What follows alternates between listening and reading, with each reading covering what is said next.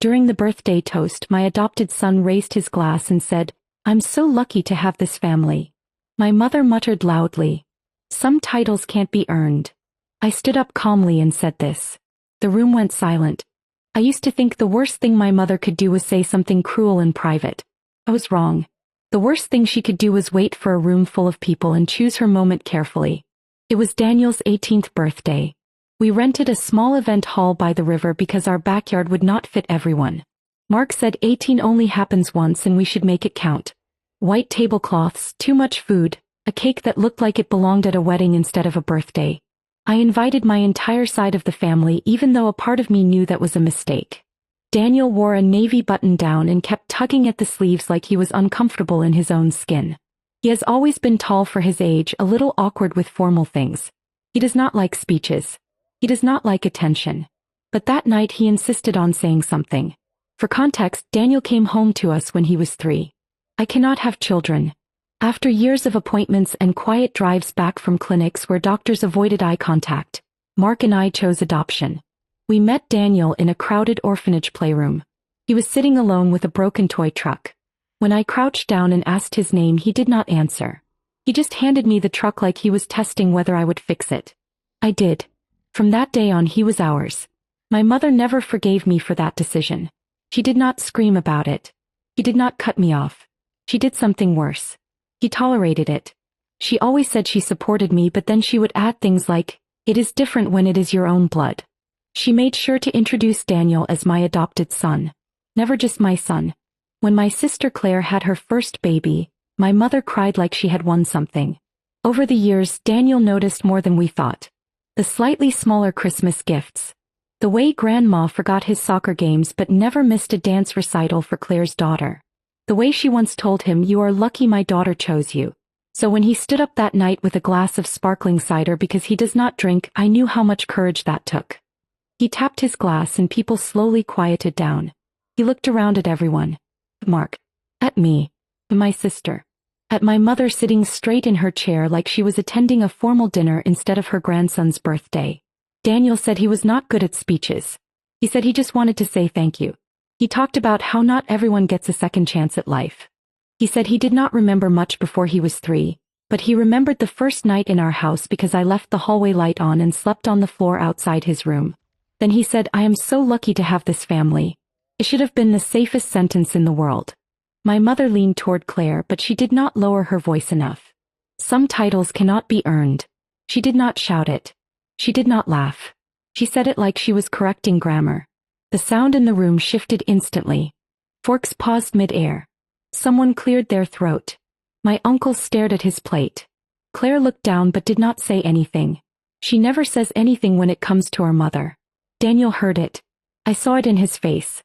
His jaw tightened slightly. He did not look at her directly, which somehow hurt more.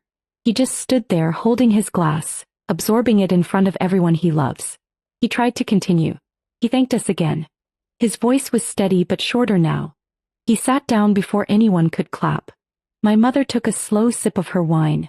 That was the moment I realized she had been waiting for this. 18 meant adult. Adult meant inheritance, legacy, the official line of the family tree. To her, Daniel turning 18 made everything permanent. And she could not stand that. Mark squeezed my hand under the table. He did not have to ask what I was thinking. For years I kept the peace. For holidays. For appearances. For the hope that one day she would soften. I told myself she was from a different generation. I told myself Daniel was strong enough. I told myself blood did not matter. But that night, watching my son sit there pretending he was not humiliated, I understood something clearly. Silence would make me complicit. So I stood up. When I stood up, I did not feel dramatic. I felt clear. For years I had rehearsed polite responses in my head. Gentle corrections. Calm redirections. That night, none of them felt useful. I picked up my glass and tapped it once. The sound cut through the low whispering that had started at the tables.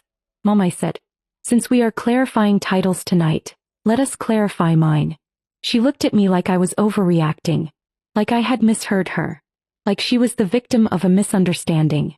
I continued before she could speak. "I am Daniel's mother. Not his adoptive mother. Not his legal guardian. Not the woman who chose him. I am his mother.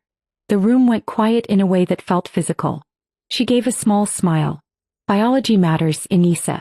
There was. Not hidden. Not muttered. Direct. I nodded. You are right. Biology matters.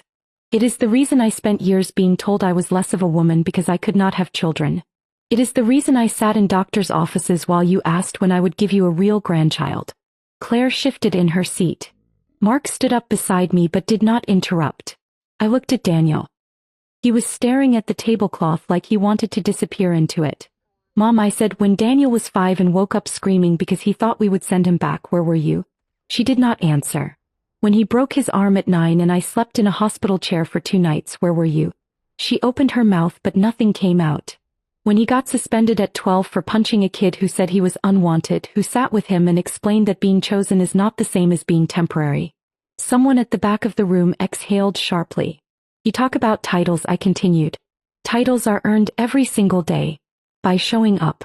By protecting. By loving without conditions. My mother's face hardened. You cannot rewrite facts. He is not your blood. And you are not his family, I replied. Not the way you think you are. That landed. For a second I saw something flicker in her eyes. Not regret. Calculation. She looked around the room expecting support. My uncle avoided her gaze. Claire stared at her hands. No one came to her defense. You are embarrassing yourself, she said quietly. No, I said. I am correcting you. Then I turned to Daniel. You do not owe anyone gratitude for being loved, I told him. You were 3 years old. You did not audition for us. You did not convince us. We did not rescue you. We became a family. That is it. His eyes were red now, but he was not crying. I faced my mother again. If you cannot accept him as your grandson, then you do not get the title of grandmother. Not in this house. Not at this table. Not in his life. There was no shouting. No dramatic gestures. Just a line drawn clearly in front of 30 witnesses. She set her glass down carefully. So you are choosing him over your own mother. I did not hesitate. Yes. The word felt like it had been waiting years to be spoken. She stood up slowly, looking around one last time as if someone might stop her, as if someone might say I was being unreasonable. No one did. She picked up her purse. And that should have been the end of it. But it was not. She was halfway to the door when she stopped. I thought she was going to leave quietly. I underestimated her. She turned back toward the room and said, if you are going to make a scene, you should at least tell them the whole truth. There is something about that sentence that makes people uncomfortable. The whole truth sounds like a threat. Mark looked at me. I genuinely did not know what she meant. Daniel froze in his chair. My mother faced the room again. Ask her why the adoption happened so fast. Ask her why they never talk about the first year. For a second I felt disoriented. Fast? It took us almost 2 years of paperwork, background checks, home visits, interviews. There was nothing fast about it. Then I realized what she was doing. She was trying to plant doubt. I said, there is no secret. She gave a small shrug. Then why did you refuse a closed adoption? Why did you insist on records? Why did you keep files? That hit differently. Because it was true. When we adopted Daniel, the agency gave us the option of limited information. Plain, contained. No contact. No history beyond basic medical notes. I refused. I wanted everything. Every page. Every record. Every name. I told myself it was for him. So that one day if he asked, I would not have to say I do not know. My mother hated that. She said I was inviting chaos. She said blood calls to blood. I said nothing to her then. I just signed the papers. Now she was using it like evidence of instability. Claire finally spoke. Mom, stop. But my mother continued. You kept contact information. You told me yourself. You said you might reach out one day. The room felt smaller. Daniel was looking at me now. Not hurt. Not angry. Searching. I walked toward him instead of toward her. As I said calmly. I kept records. Because one day you might want answers. And I will never be the person who stands between you and your own history. He did not speak. My mother laughed once under her breath. History. You mean the woman who left him? That was the wrong move. Daniel stood up. He is taller than Mark now. Taller than most of the men in our family. I know about her, he said. The words stopped everything. My mother blinked. You what? I know about my biological mother. The silence was absolute. I felt the floor shift under me. We had never had that conversation. Not fully. Not with details. I looked at him carefully. Since when? Since last year, he said. And that was the moment I realized this night was not only about my mother. There was something else unfolding. And I had not seen it coming. Since last year, Daniel repeated. I could hear my own heartbeat. Mark looked between us like he was trying to catch up. I asked him how. He said he found the file in my office. Not hidden. Just in the bottom drawer where I kept important documents. He had not been snooping. He was looking for his passport for a school trip and saw his name on the folder. I did not open it at first, he said. But I kept thinking about it. So I did. My mother let out a quiet sound like she had just won something. Daniel continued. There was a name. An address from years ago. I searched online. It was not hard. I felt heat rush to my face. Not anger. Not betrayal. Just the shock of realizing my child had crossed into adulthood without me noticing. You contacted her, I said. He nodded. Across the room someone dropped a fork. My mother looked at me. This is what I meant. Blood calls to blood. Daniel turned to her. Stop saying that. That was the first time he had addressed her directly all night. I reached for a chair and sat down because my legs suddenly felt unreliable. When did you meet her? I asked. 3 months ago. The room felt unreal. Like we were inside someone else's family drama. And you did not tell us. I was going to, he said. After tonight. That detail caught me off guard. After tonight. He looked at me carefully. I wanted to say thank you first. Before I told you anything else. That hurt in a different way. My mother crossed her arms. And what did she want from you? Daniel's face did not change. Nothing. Nothing. He let that sit for a second before continuing. He did not even remember my birthday. The air shifted again. He met her at a coffee shop in a neighboring town. He told her his name. He stared at him like she was solving a math problem. She asked a few questions about college plans. She said she had been young. She said she had made the best decision she could at the time. Then she checked her phone twice and left early because she had to pick up her son from soccer practice. Her son. My mother's posture stiffened. Daniel looked around the room slowly. I went there thinking maybe something would click. That I would feel something missing fall into place. I did not. He paused. I felt like I was interrupting someone else's life. No one moved. I walked back to my car, he said, and realized something. I was not looking for her. I was looking for you. He looked at me when he said that. I kept the file because I did not want to erase his past. I never imagined he would carry it alone. My mother opened her mouth again, but Daniel spoke first. You think blood makes family, he said to her. I met my blood. She's a stranger. The words were steady. Final. The room was not tense anymore. It was something else now. My mother looked smaller. Daniel turned back to me. I was going to tell you tonight after the toast. I wanted everyone here to hear me say I am lucky first. As I meant it. There was not rebellion. Not confusion. Clarity. I stood up again. And this time I was not defending him. I was apologizing. I walked over to him slowly because I did not trust my voice yet. I am sorry you carried that alone, I said. He shook his head. I needed to know. I just did not know how to tell you without making it feel like you were not enough. That sentence broke something open inside me. You never had to protect me from your curiosity, I told him. You are allowed to want answers. That does not threaten me. Across the room my mother was still standing, but no one was looking at her anymore. Daniel exhaled like he had been holding his breath for months. I did not feel anything when I met her, he said. I kept waiting for it. Some connection. Some recognition. But it felt like talking to a distant aunt at a wedding. He glanced at my mother briefly. And when I left, the only thing I felt was that I wanted to come home. Home. He said it again, but this time it was deliberate. My mother finally spoke. He is confused.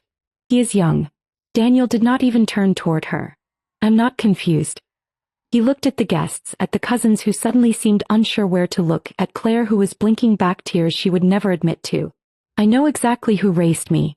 I know who taught me to ride a bike even though I kept falling. I know who stayed up helping me study when I wanted to quit school. I know who sat in the parking lot outside my first job interview because I was nervous. He looked at Mark. I know who my parents are.